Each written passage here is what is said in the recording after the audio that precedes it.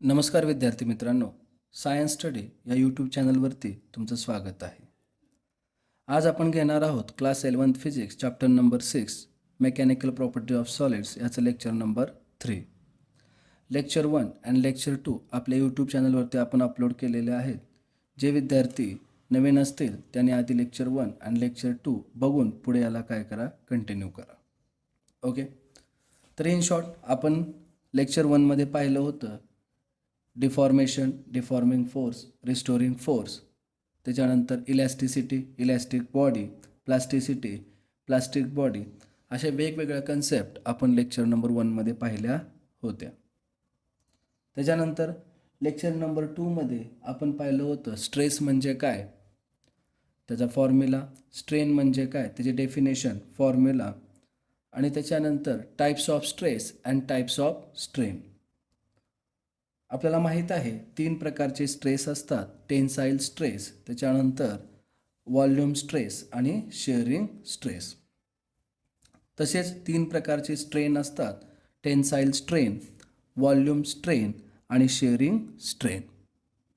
Okay, त्याच्यानंतर आपण last पाहिलं होतं हुक्स लॉ, ज्याच्यामध्ये आपण शिकलो होतं within elastic limit stress is directly proportional to the strain. त्या ठिकाणी जो आपण कॉन्स्टंट भेटला होता त्या कॉन्स्टंटला आपण म्हणलं होतं मॉड्युलस ऑफ इलॅस्टिसिटी. आणि काल आपण शेवटी पाहिलं होतं modulus of elasticity is the ratio of stress to the corresponding strain. मग याच्यावरून तुम्हाला सांगितलं होतं जर आपल्याकडे 3 टाईपचे स्ट्रेस असतील तर आपल्याकडे 3 टाईपचे काय असणार, स्ट्रेन असणार. त्याच्यामुळं आपल्याला 3 प्रकारची मॉड्युलस ऑफ इलॅस्टिसिटी बघायला भेटतात. मग आजच्या लेक्चरमध्ये आपण तेच बघणार आहोत कोणकोणते मॉड्युलस ऑफ इलॅस्टिसिटी आहेत. त्यातला पहिला आहे यंग्स मॉड्युलस. लक्षात ठेवा, या यंग्स मॉड्युलसला असं सुद्धा म्हणलं जातं इलॅस्टिसिटी ऑफ अ लेंथ. कारण तुम्हाला माहीत आहे जर तुम्ही एखाद्या वायरवरती जर इनवर्ड किंवा आउटवर्ड जर फोर्स अप्लाय केला तर त्या वायरची लेंथ काय होते, चेंज होते. इन्क्रीज होत असेल तर त्या ठिकाणी जो स्ट्रेस असेल त्या स्ट्रेसला आपण म्हणतो टेन्साईल स्ट्रेस, आणि डिक्रीज होत असेल तर त्याला तुम्ही काय म्हणत असता, कॉम्प्रेसिव्ह स्ट्रेस. आणि टेन्साईल स्ट्रेसलाच आपण काय म्हणत असतो, longitudinal stress. Consider a wire of length L is fixed to rigid support and mass is suspended to the wire. समजा तुम्ही काय घेतलात, एका फिक्स रिजिड सपोर्टरला एक आपलं वायर घेतला ज्याची लेंथ काय असेल कॅपिटल L, आणि त्याला आपण काय केलं, एक स्मॉल मास सस्पेंड केला. तुम्हाला माहीत आहे ह्या मासमुळं याच्यावरती काय ॲक्ट होणार आहे, ग्रॅव्हिटेशनल फोर्स, ज्याच्यामुळे याचं वेट जे असेल ते डाऊनवर्ड डायरेक्शनला या वायरला काय करेल, पुल करेल. त्याच्यामुळं ह्याची लेंथ काय होणार, इन्क्रीज होणार.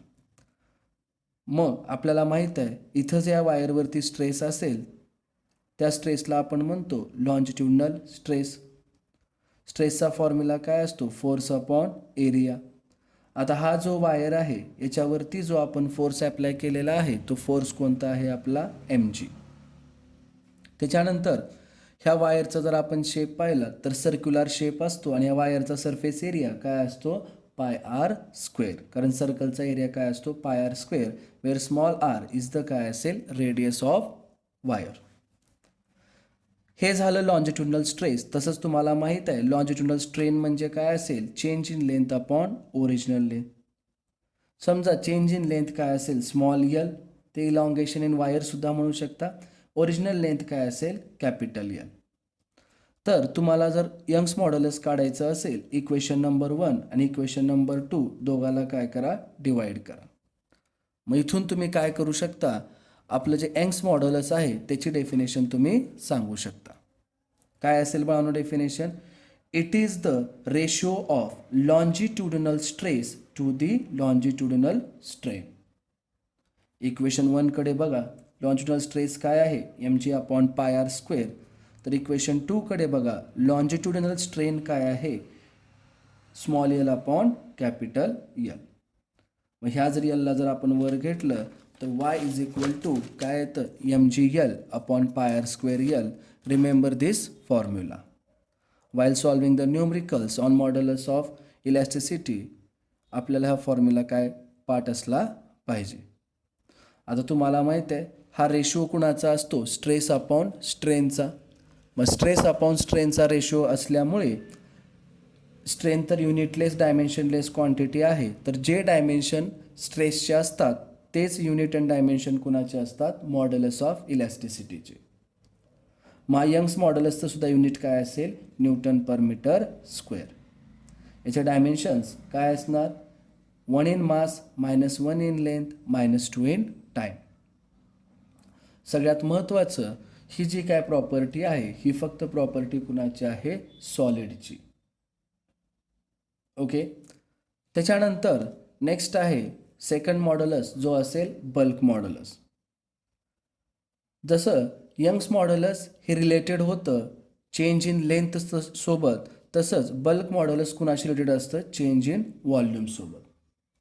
म्हणूनच याला काय म्हणतात, इलॅस्टिसिटी ऑफ व्हॉल्यूम असं सुद्धा म्हणलं जातं. जसं इलॅस्टिसिटी ऑफ लेंथ यंग्स मॉड्युलसला म्हणलं जातं, तसंच इलॅस्टिसिटी ऑफ व्हॉल्यूम कुणाला म्हणलं जातं, बल्क मॉड्युलसला म्हणलं जातं. समजा तुम्ही काय घेतलात, एक स्पेरिकल रबर बॉल घेतलात, त्याला जर तुम्ही काय केलात, एखाद्या वॉटरमध्ये जर त्याला तुम्ही इमर्स केलात तर त्याच्यावरती सगळ्या बाजूने फोर्स काय होतो, ॲक्ट होतो, आणि ड्यू टू दॅट प्रेशर याचं व्हॉल्यूम काय होतं, चेंज होतं. मग समजा ह्या रबर बॉलवरती जो फोर्स ॲक्ट होतो तो असेल कॅपिटल एफ. त्याच्यानंतर डी पी म्हणजे काय असेल, चेंज इन प्रेशर, कारण आपल्याला माहीत आहे फोर्स अपॉन एरियालाच आपण काय म्हणत असतो, प्रेशर. तर या ठिकाणी तुम्ही काय म्हणू शकता, चेंज इन प्रेशर. आता ह्या अप्लाइड केलेल्या प्रेशरमुळं याचं व्हॉल्यूमसुद्धा काय होतं, चेंज. मग डी व्हीला काय म्हणणार, चेंज इन व्हॉल्यूम. कारण या रबर बॉलच्या सगळ्या बाजूने याच्यावरती जे वॉटर आहे याच्या आजूबाजूला ते वॉटर याच्यावरती काय एक्झर्ट करत आहे, फोर्स एक्झर्ट करत आहे. म्हणून त्याचं जे कॅपिटल व्ही व्हॉल्यूम जे होतं ते काय होतं आहे, चेंज होत आहे. मग व्हॉल्यूम स्ट्रेस आपल्याला माहीत आहे फोर्स अपॉन एरिया, त्यालाच आपण काय म्हणायचं, डी पी म्हणजे change in pressure. Volume strain आपल्याला माहीत आहे change in volume upon original volume, त्याला आपण लिहित असताना कसं लिहिणार, -dv upon v, where this negative sign indicates that decrease in volume. कारण तुम्हाला माहीत आहे या रबर बॉलवरती जो प्रेशर एक्झर्ट केलं जाणार आहे याच्यामुळे याचं व्हॉल्यूम काय होणार आहे, डिक्रीज होणार आहे. फक्त मॅग्निट्यूडमध्ये जर काढायचं असेल तर तुम्ही काय घेणार, मायनस साईन बाजूला काढा, dv upon D, our equation number 2. त्याच्यानंतर मॉड्युलस म्हणजे काय असेल, the ratio of volume stress to the volume strain, म्हणजे या दोघाचा काय घ्या, रेशो घ्या. मग डेफिनेशन काय सांगणार, बल्क मॉड्युलस, लक्षात ठेवा, bulk modulus is defined as the ratio of volume stress to volume strain. Okay. मग बल्क मॉड्युलसचा फॉर्म्युला काय झाला, volume stress upon volume strain. Volume स्ट्रेसचा फॉर्म्युला फ्रॉम इक्वेशन 1 काय लिहू शकता तुम्ही, डी पी. तर व्हॉल्यूम स्ट्रेनचा फॉर्म्युला काय, D V upon V. Okay. हा जो व्ही आहे हा कुठे येईल, न्यूमरेटरला, आणि काय तयार होईल, V D P upon D V. आता याचे सुद्धा डायमेन्शन न्यूटन पर मीटर स्क्वेअर, याचे सुद्धा SI युनिट न्यूटन पर मीटर स्क्वेअर असेल, आणि याचे सुद्धा dimension 1 in mass -1 in length आणि -2 इन टाईम असेल. एक गोष्ट लक्षात ठेवा, सगळ्या स्ट्रेसचे डायमेन्शन, मग तो टेन्साईल स्ट्रेस असू द्या, व्हॉल्यूम स्ट्रेस असू द्या किंवा शिअर स्ट्रेस असू द्या, आणि सगळ्या मॉड्युलसचे डायमेन्शन आणि युनिट कसे असतात, तुमचे सेम असतात. हे लक्षात ठेवा. जसं तुम्हाला यंग्स मॉड्युलस हे फक्त रिलेटेड असतं सॉलिडसोबत, तसं लक्षात ठेवायचं हे जे बल्क मॉड्युलस असतं हे काय मेजर करतं, resistance offered by the gases, liquid or solids. म्हणजे हे तुम्हाला तिन्ही ठिकाणी बल्क मॉड्युलस बघायला भेटेल. आता एक गोष्ट लक्षात ठेवा, अजून एक नवीन टर्म येते, कॉम्प्रेसिबिलिटी. के म्हणजे काय असेल, बल्क मॉड्युलस. वाय म्हणजे काय असेल, यंग्स मॉड्युलस. तसं बल्क मॉड्युलसचा रेसिप्रोकल जर घेतला तर त्याला आपण काय म्हणतो, कॉम्प्रेसिबिलिटी. लक्षात ठेवा, याच्या एक्झॅक्टली जर तुम्ही उलटं केलात तर ते तुमची कुणाची व्हॅल्यू असेल, कॉम्प्रेसिबिलिटी असेल. मग यालाच तुम्ही असं सुद्धा म्हणू शकता, the reciprocal of bulk modulus of elasticity is called as compressibility of the material. म्हणजेच compressibility is equal to reciprocal म्हणजे 1 बल्क मॉड्युलस. मग तुम्हाला माहीत आहे इज इक्वल टू 1/k. आता मायनस तुम्हाला माहीत आहे हा त्याचा फॉर्म्युला तुम्ही काय लिहिला होता, मायनस dp इंटू v/Δv हा तुमचा फॉर्म्युला होता. तसंच त्याचा उलटा फॉर्म्युला घ्या, या इक्वेशन नंबर 3च्या फक्त रिव्हर्स करा, Δv/v इंटू Δp. जसं त्याचं SI युनिट न्यूटन पर मीटर स्क्वेअर होतं, याचं SI युनिट त्याच्या उलटं असेल मीटर स्क्वेअर पर न्यूटन. जसं त्याचं पास्कल असतं तसं याचं युनिट काय असतं, पर पास्कल. आणि त्याचे डायमेन्शन जसं इथं 1 इन मास, इथं काय -1 इन मास, इथे काय आहे -1 इन लेंथ, तर इथं काय आहे 1 इन लेंथ. आणि जसं या ठिकाणी तुम्ही बघू शकता -2 इन टाईम, तर इथं काय आहे 2 इन टाईम. म्हणजे compressibility is the reciprocal of the bulk modulus of the elasticity. म्हणजे एक गोष्ट कळाली पाहिजे आता तुम्हाला ह्या दोन मॉड्युलसवरून, जसं प्रत्येक स्ट्रेसशी रिलेटेड एक तुम्हाला मॉड्युलस बघायला भेटतो. जसं टेन्साइल लॉन्जिट्युडनल स्ट्रेसशी रिलेटेड तुम्हाला काय बघायला भेटला, यंग्स मॉड्युलस. व्हॉल्यूम स्ट्रेसशी रिलेटेड काय बघायला भेटला तुम्हाला, बल्क मॉड्युलस. तसंच लक्षात ठेवायचं जो शिअर स्ट्रेस आहे त्याच्यासुद्धा रिलेटेड तुम्हाला एक मॉड्युलस बघायला भेटतं, आणि त्या मॉड्युलसला आपण काय म्हणतो, मॉड्युलस ऑफ रिजिडिटी. याचा सिम्बॉलसुद्धा बघा, ईटा, या सिम्बॉलला काय म्हणतात, ईटा. जसं यंग्स मॉड्युलस चेंज इन लेंथशी रिलेटेड आहे, जसं बल्क मॉड्युलस चेंज इन व्हॉल्यूमशी रिलेटेड आहे, तसंच मॉड्युलस ऑफ रिजिडिटी हा चेंज इन शेपशी रिलेटेड आहे. आणि हे सुद्धा लक्षात ठेवायचं सॉलिडचीच प्रॉपर्टी आहे, कारण आपल्याला माहिती आहे only solids have definite shape, liquid आणि गॅसेसला डेफिनाईट शेप नसतो. या मॉड्युलस ऑफ रिजिडिटीला शिअर मॉड्युलस असं सुद्धा म्हणलं जातं. मग काय सांगणार तुम्ही, shear modulus or modulus of rigidity is defined as the ratio of कुणाचा कुणासोबत, shear stress to shear strain within elastic limit. जसं यंग्स मॉड्युलस काय असतं, longitudinal stress upon longitudinal strain. Bulk modulus काय असतं, volume stress upon volume स्ट्रेनचा ratio. तसंच modulus of rigidity काय असेल, ratio of shear stress to shear strain. Shear stress आपल्याला माहीत आहे काय असतो, फोर्स अपॉन एरिया. शिअर स्ट्रेनचा फॉर्म्युला आपण बघितलेला आहे थीटा. ओके, मग ईटा बरोबर काय येणार, F/A upon theta, that is eta is equal to F/A theta. हा असेल तुमचा शिअर मॉड्युलस, किंवा यालाच काय म्हणतात, मॉड्युलस ऑफ रिजिडिटी. हे सुद्धा काय मेजर करतं, resistance offered by solid to change in a shape. अशा प्रकारे तुम्हाला 3 स्ट्रेसवरून आणि 3 स्ट्रेसवरून 3 मॉड्युलस बघायला भेटतात.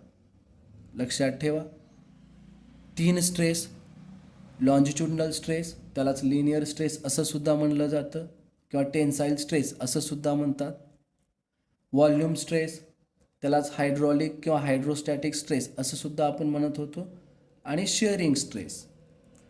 मग या प्रत्येकाचा त्यांच्या स्ट्रेनसोबत रेशो घेतल्यात तुम्हाला 3 मॉड्युलस भेटतात, Young's modulus, bulk modulus and modulus of rigidity.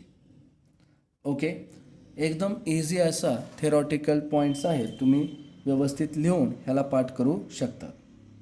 Okay, आणि जर कुणाला काही जर कळत नसेल तर तुम्ही आपल्या यूट्यूब सेक्शनमध्ये कमेंट सेक्शनमध्ये तुम्ही मला प्रश्न विचारू शकता.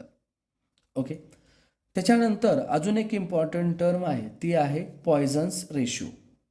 काय आहे, पॉयझन्स रेशो.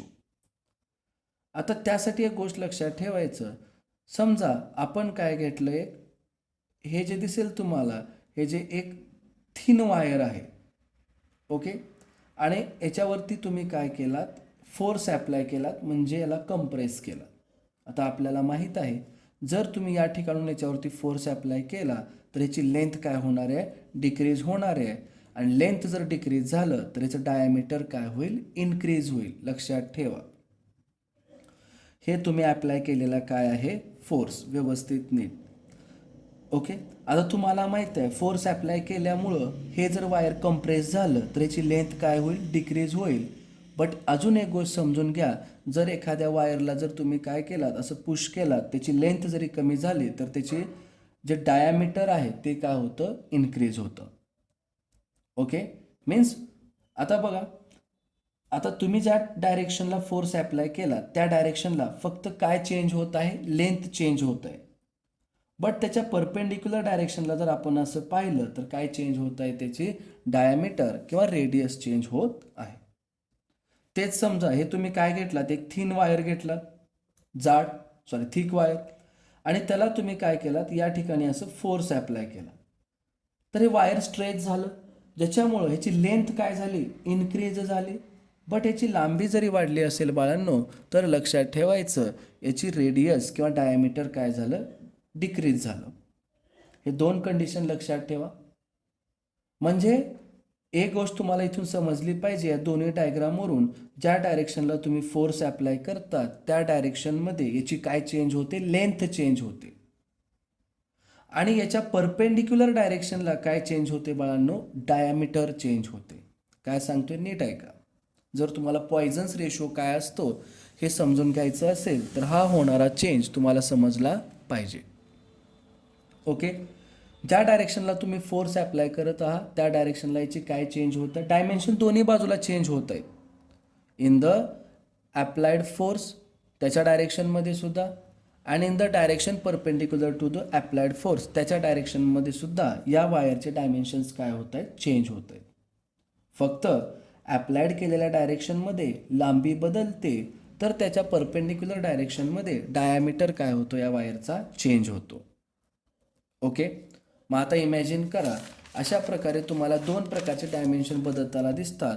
म्हणून इथं तुम्हाला दोन स्ट्रेन बघायला भेटतात.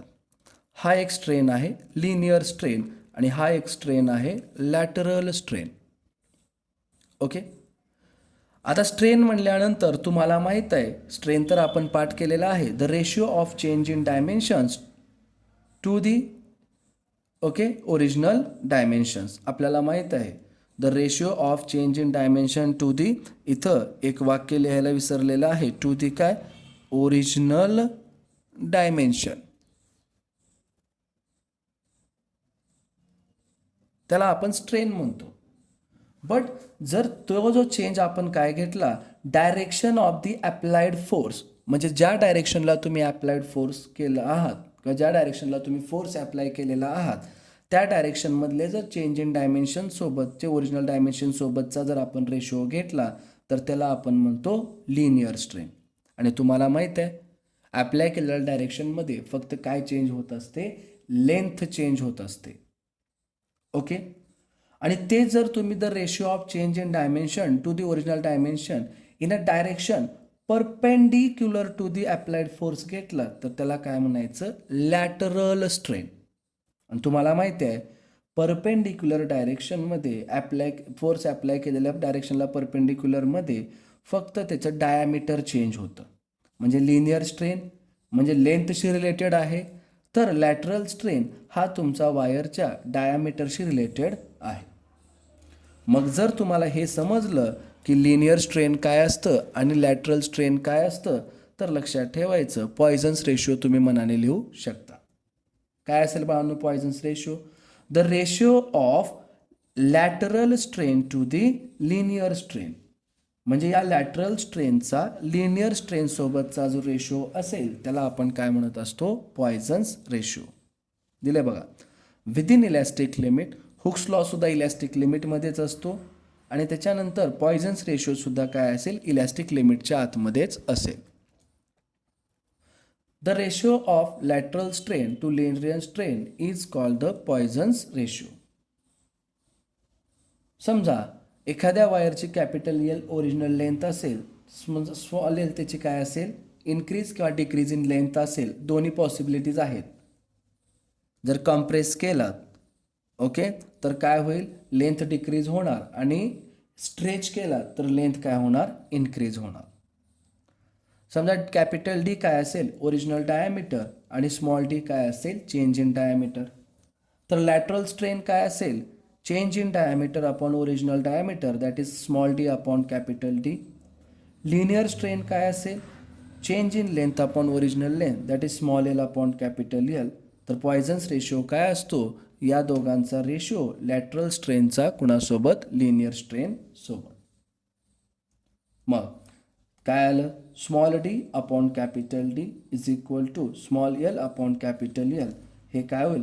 कॅपिटल एल समोर जाईल आणि कॅपिटल डी खाली येईल, म्हणजे D into L upon D into L.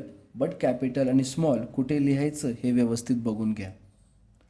हा सिम्बॉल असतो सिग्मा, जो कुणाला डिनोट करत असतो? पॉयझन्स रेशोला. आता हा सुद्धा दोन स्ट्रेनचा रेशो असल्यामुळे याला कुठल्याही प्रकारचं युनिट नाही आहे. ऑब्जेक्टिव्हसाठी लक्षात ठेवा. आजच्या लेक्चरमध्ये आपण 4 महत्त्वाचे इम्पॉर्टंट पॉईंट्स घेतलेले आहोत. पहिले 3 मॉड्युलस ऑफ इलॅस्टिसिटी, लॉन्जिट्युडिनल मधला यंग्स मॉड्युलस, व्हॉल्यूममधला बल्क मॉड्युलस आणि शिअरमधला मॉड्युलस ऑफ रिजिडिटी, आणि एक सगळ्यात इम्पॉर्टंट तुम्ही घेतलेला आहात पॉयझन्स रेशो. आता आपण नेक्स्ट लेक्चरमध्ये काय करणार आहोत? यांच्या प्रत्येक मॉड्युलसशी रिलेटेड न्यूमरिकल्स जे तुम्हाला बोर्ड एक्झामिनेशनमध्ये विचारले जाऊ शकतात ते आपण उद्या सॉल्व करून घेणार आहोत. तरी लेक्चर व्यवस्थित बघा. बघत असताना लक्षात ठेवायचं तुमच्या आजूबाजूला शांतता असायला हवी. जमलं इयरफोनचा वगैरे यूज करा. त्याच्यानंतर तिथल्या तिथे लगेच डाऊट्स क्लिअर करण्याचा प्रयत्न करा. पाठीमागे काहीही ठेवू नका. जर तुम्हाला हे लेक्चर समजून घ्यायचं असेल तर पाठीमागचे 2 लेक्चर तुम्हाला समजणं आवश्यक आहे. ओके. या माध्यमातून लक्षात ठेवायचं आपण आपले महाराष्ट्रातले जे काही विद्यार्थी आहेत ज्यांना मराठी भाषा येते त्या सर्वांसाठी आपण 11वी व 12वी बोर्डासाठी एकदम मोफत शिक्षण देण्याचा आपण प्रयत्न करणार आहोत. त्याच्यामुळे जे कोणी तुमचे मित्र मैत्रिणी 11-12मध्ये असतील किंवा भविष्यात आता सध्या 8वी 9वी 10वीला जरी असतील तरी त्या सर्वांनाही शेअर करा आणि आपल्या चॅनलला सबस्क्राईब करायला लावा. कारण हळूहळू आपण याच्यावरती 11th 12th 8th 9th 10th सायन्सचे सर्व सब्जेक्ट आपण अपलोड करणार आहोत. तर प्लीज एक लाईक करा आणि आपल्या सर्व मित्र आणि मैत्रिणींना शेअर करायला विसरू नका. Okay, bye.